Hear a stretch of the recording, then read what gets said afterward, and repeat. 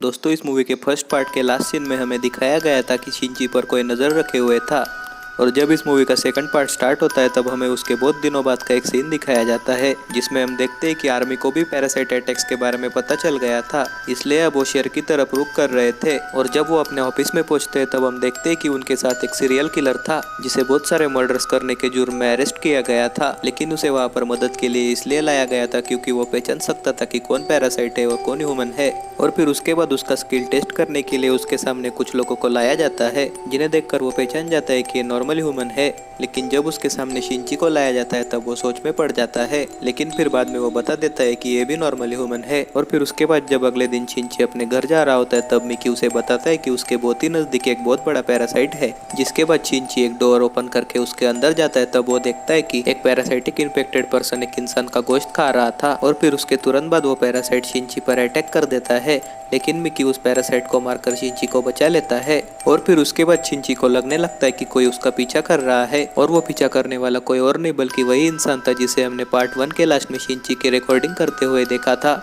और फिर उसके बाद अगले सीन में हमें उस सिटी का मेयर दिखाया जाता है जो कि बहुत बुरा इंसान था और वो मेयर पैरासाइट्स को सपोर्ट करता था। जिसके बाद हम देखते हैं कि वो स्कूल टीचर भी उस मेयर के साथ मिली हुई थी जो कि खुद एक पैरासाइट थी, लेकिन उसका जो बेबी हुआ था वो एक नॉर्मल इंसान था। जिसके बाद हम देखते हैं कि वो मेयर जान गया था कि शिनची पैरासाइट्स को मार रहा है, इसलिए अब वो शिनची की जान के पीछे पड़ गया था और वो शिनची को भी मारना चाहता था। लेकिन वो टीचर उसे ऐसा करने से रोकती है और कहती है कि अगर हमने शिनची को मार दिया तो उसके अंदर का पैरासाइट भी मारा जाएगा, और इसीलिए उस टीचर ने ही शिनची के पीछे वो जासूस भेजा था ताकि वो शिनची पर नजर रख सके। और फिर उसके बाद जब एक दिन शिनची कहीं पर जा रहा होता है तब उसे फिर से लगता है कि कोई उसका पीछा कर रहा है जो वही जासूस था, लेकिन वो जासूस इस बार शिनची के डायरेक्टली सामने ही आ जाता है और वो शिनची को कहता है कि तुम अपने आप को पुलिस के हवाले क्यों नहीं कर देते। जिस पर शिनची उस जासूस को कहता है कि पुलिस में ही बहुत सारे पैरासाइट्स भरे पड़े हैं, इसलिए वो अब हमारी कोई मदद नहीं करेगी। और तभी उसे ये भी पता चल जाता है कि जासूस को उस स्कूल टीचर ने ही उसके पीछे लगाया है। जिसके बाद शिनची डायरेक्टली उस स्कूल टीचर के पास जाता है और उसे पूछता है कि तुमने मेरे पीछे जासूस क्यों लगाया। जिस पर वो स्कूल टीचर शिनची को कहती कि तुम हमारे पैरासाइट्स को बिना वजह ही मार रहे थे, इसलिए मैंने वो जासूस तुम्हारे पीछे रखा था।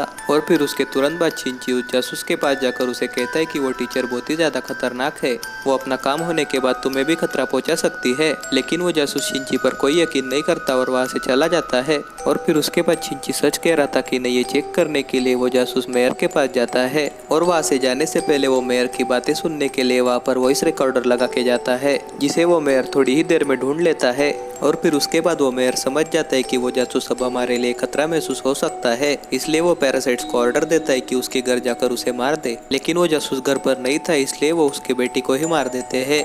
और दूसरी तरफ जब शिनची रात को अकेले जा रहा होता है तब मिकी उसे बताता है कि तुम पर अभी 5 पैरासाइट्स का अटैक होने वाला है। जिसके तुरंत बाद एक आदमी शिनची पर अटैक करने के लिए पहुंच जाता है जिसके अंदर 5 पैरासाइट थे, लेकिन शिनची मिकी की मदद से उस आदमी का सर ही धड़ से अलग कर देता है। लेकिन शिनची भूल गया था कि उसके अंदर 5 पैरासाइट थे जो कि उसके हाथ के अंदर आकर शिनची पर अटैक कर देते हैं। जिसके बाद शिनची जैसे तैसे करके उन पैरासाइट से अपनी जान बचा लेता है। और फिर उसके अगले सीन में हमें वो स्कूल टीचर दिखाई जाती है जो मेयर को बताती कि मैंने तुम्हें मना किया था, फिर भी तुमने शिनची और उस जासूस के पीछे पैरासाइट्स क्यों भेजे थे। और तभी ये बात रिवील होती कि उस टीचर के अंदर अभी भी थोड़ी बहुत ह्यूमैनिटी बची हुई थी। जिसके बाद मेयर को उस टीचर पर गुस्सा आ जाता है और वो 3 पैरासाइट्स को टीचर को मारने के लिए ऑर्डर देता है।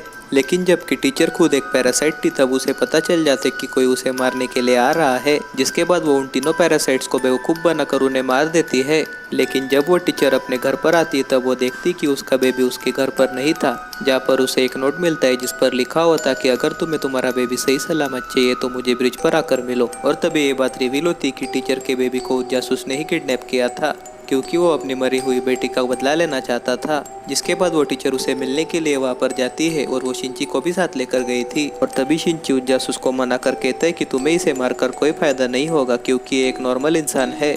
और दूसरी तरफ मेयर के बिल्डिंग पर आर्मी अटैक कर देती है क्योंकि उन्हें पता चल गया था कि मेयर ने बहुत सारे पैरासाइट्स को पाल के रखा है। जिसके बाद आर्मी मेयर को अरेस्ट कर लेती है और फिर उसके बाद उस बिल्डिंग में से सारे लोगों को स्कैन करके बाहर निकाला जाता है और उनमें से जो भी पैरासाइट मिल रहे थे उन्हें वहीं पर शूट कर दिया जा रहा था। और उसके बाद मेयर अपने स्पीच में पैरासाइट सपोर्टिंग बातें कहने लगता है, जिसकी वजह से आर्मी को लगता है कि ये भी उन पैरासाइट्स में से एक है, इसलिए आर्मी उसे वहीं पर शूट करके मार देते हैं। लेकिन तभी वो सीरियल किलर जिसे हमने मूवी के स्टार्टिंग में देखा था वो सबको बताता है कि ये कोई पैरासाइट नहीं बल्कि इंसान था। और तभी वहाँ पर वो आदमी आ जाता है जिसके अंदर 5 पैरासाइट्स थे और ये वही आदमी था जिससे शिनची अपनी जान बचाकर भागा था। और उसके आते समय ही सब आर्मी उस पर शूट करने लगते हैं, लेकिन उसका उस पर कोई असर नहीं होता। और दूसरी तरफ हमें वो जासूस दिखाया जाता है और वो जासूस उस टीचर के बेबी को नीचे फेंकने ही वाला था कि तभी वो टीचर उसे मार देती है। और उसी वक्त वहाँ पर खड़े सब लोगों को पता चल जाता है कि इस टीचर के अंदर भी एक पैरासाइट है, जिसकी वजह से वहाँ पर पुलिस तुरंत आकर उस टीचर को शूट करने लगती है। जिसके बाद वो टीचर थोड़ी ही देर में मारी जाती है, लेकिन मरने से पहले वो टीचर अपना बेबी शिनची के हाथ में दे देती है और कहती है कि अब तुम ही इसका ख्याल रखो। और तभी उसकी डेथ हो जाती है। और दोस्तों ये इस मूवी का बहुत ही ज्यादा इमोशनल सीन है। और फिर उसके बाद पुलिस शिनची को इन्वेस्टिगेशन करने के लिए वहां से लेकर जाती है, लेकिन तभी पुलिस को खबर मिलती है कि वो इंसान जिसके अंदर 5 पैरासाइट्स थे उसने पूरी आर्मी को खत्म कर दिया है। और फिर उसके तुरंत बाद शिनची अपनी कार लेकर उस जगह पर पहुंचने लगता है, लेकिन तभी वो 5 पैरासाइट्स वाला इंसान शिनची पर ही अटैक कर देता है। लेकिन फिर एक बार शिनची उससे अपनी जान बचाकर जंगल में भाग आता है। और तभी शिनची मिकी को बताता है कि जब तक तुम मेरे साथ हो तब तक उस पैरासाइट को मेरा लोकेशन पता चलता रहेगा। और थोड़ी देर बाद ऐसा ही होता है और वो पैरासाइट वहाँ पर पहुंच जाता है और शिनची पर अटैक कर देता है। लेकिन इस बार मिकी शिनची के लिए अपने आप को सेक्रीफाइस कर देता है और उस पैरासाइट के हाथों मारा जाता है, जिसके बाद शिनची को बहुत ही ज्यादा बुरा लगता है। लेकिन उसे पता नहीं था कि मिकी के सेल्स उसकी बॉडी में पूरी तरह से फैल चुके थे, इसलिए मिकी उसके बॉडी पर फिर से आ सकता था। और फिर उसके बाद जब शिनची अपनी जान बचाकर अपने दोस्त के घर आता है तब वो देखता है कि मिकी उसके हाथ पर फिर से ग्रो कर रहा था, जिसे देखकर वो बहुत ज्यादा हैप्पी हो जाता है। लेकिन वो अब समझ जाता है कि अगर मिकी जिंदा है तो उसकी लोकेशन से वो पैरासाइट फिर से उस पर हमला करने यहाँ पर आ सकता है, इसलिए वो अपनी दोस्त की जान बचाने के लिए वहाँ से भाग जाता है। लेकिन वहाँ से बाहर निकलते ही तुरंत वो पैरासाइट उस पर अटैक कर देता है और वो दोनों भिड़ते भिड़ते एक फैक्ट्री में आ जाते हैं, जहाँ पर शिनची उसके पैर में एक रॉड घुसा देता है, लेकिन उसका उस पर कोई असर नहीं होता। और जब वो पैरासाइट शिनची को मार नहीं जा रहा था तब हम अचानक से देखते हैं कि मिकी शिनची के हाथ पर पूरी तरह से ग्रो कर जाता है, जिसके बाद मिकी पूरी ताकत से उस पैरासाइट पर अटैक कर देता है, जिसकी वजह से उस पैरासाइट का हाथ कट जाता है। और तभी हम देखते हैं कि वो पैरासाइट धीरे धीरे करके कमजोर होता जा रहा था, क्योंकि शिनची ने जो रॉड उस पैरासाइट के पैर में घुसाया था उस पर बहुत ज्यादा केमिकल्स लगे हुए थे और उन केमिकल्स की वजह से उस आदमी के बॉडी के सारे पैरासाइट्स एक एक करके बॉडी से बाहर निकलने लगते हैं, जिसकी वजह से उस आदमी के बॉडी के चिथड़े उड़ जाते हैं। और फिर उसके बाद शिनची मिकी की मदद से उस आदमी के बॉडी को जलते हुए आग में फेंक देता है और हमेशा के लिए खत्म कर देता है।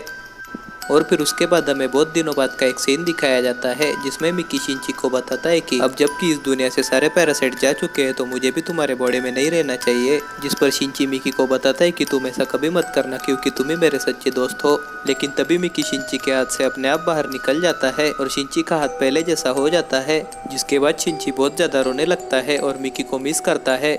और फिर उसके बाद हमें बहुत सालों बाद का एक सीन दिखाया जाता है जिसमें शिनची और उसके दोस्त बहुत ज्यादा खुश होती है और उस टीचर पैरासाइट का बेबी भी बहुत अच्छा होता है। जिसके बाद हम देखते हैं कि अचानक से वो सीरियल किलर शिनची की दोस्त को किडनैप कर लेता है और उससे कहता है कि असली जानवर तो इंसान है ना कि पैरासाइट। जिस पर शिनची की दोस्त उस किलर को कहती है कि असली जानवर तो तुम हो क्योंकि तुम बेगुनाह लोगों को मारते हो। जिसके बाद जब शिनची अपने दोस्त को बचाने के लिए वहाँ पर आ जाता है तब वो किलर उसे बिल्डिंग से नीचे फेंक देता है, लेकिन तभी शिनची उसे बचाने के लिए अपना हाथ आगे करता है और उसे सेफली बचा लेता है। जिसके बाद शिनची को महसूस होता है कि मिकी ने ही उसकी किसी न किसी तरीके से मदद की है और तभी वो दोनों रोने लगते हैं और इसी सीन के साथ ये मूवी यहीं पर एंड हो जाती है। Thanks for watching. और दोस्तों हमारे रिसेंट वीडियोस में से कुछ लकी कमेंट्स ये रही